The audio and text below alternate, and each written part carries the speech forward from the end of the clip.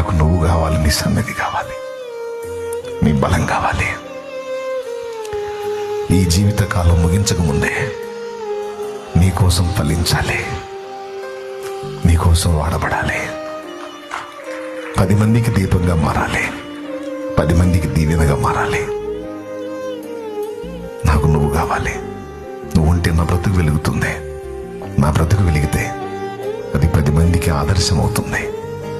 అయ్యా, నీకోసం నేను బ్రతుకున్నట్లు నన్ను అభిషేకించు, నన్ను వాడుకోయ్యా, నాకు బలమి అయ్యా.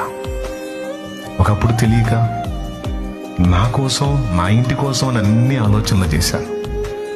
ఈరోజు నాకు ఆశ లేదయ్యా. నన్ను, నా బిడ్డల్ని, వాళ్ళ బిడ్డల్ని కూడా బ్రతికించగల దేవుడు నువ్వు నాకు దొరికావు.